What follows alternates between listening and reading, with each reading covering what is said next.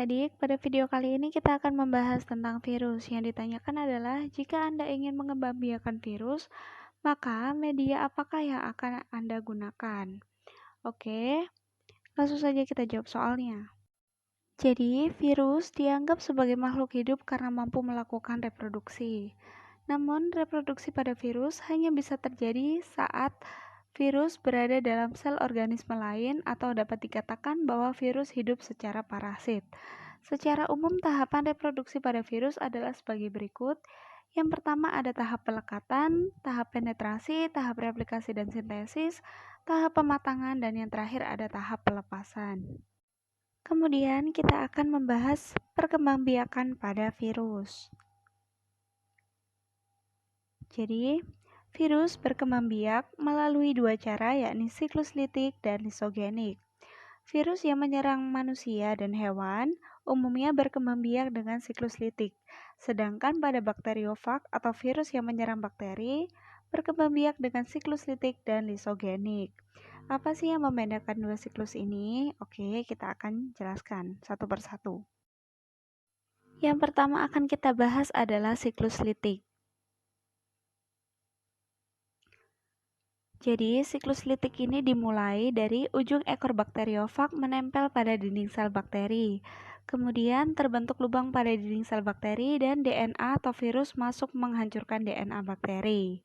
Kemudian peran dari DNA bakteri diambil alih oleh DNA virus. Kemudian DNA virus melakukan replikasi sehingga terbentuk ratusan molekul DNA virus.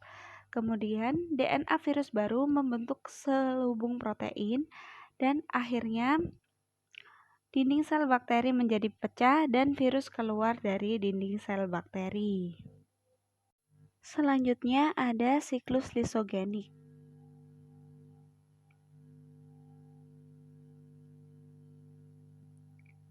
Jadi, siklus lisogenik terjadinya sama dengan siklus litik, yaitu ujung ekor bakteriofag menempel pada dinding sel bakteri. Kemudian terbentuk lubang pada dinding sel bakteri dan DNA virus masuk ke dalam dan bergabung dengan DNA bakteri.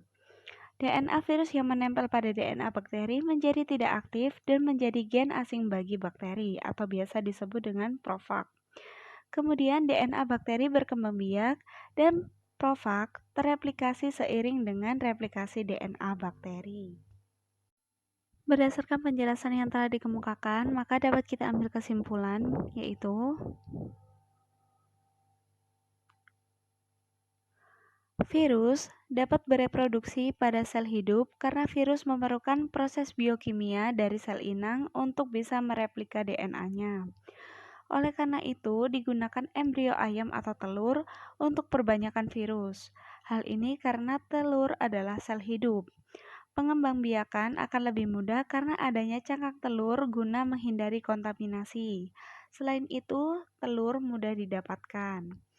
Oke, sekian video kali ini. Semoga dapat membantu. Sampai bertemu pada video selanjutnya.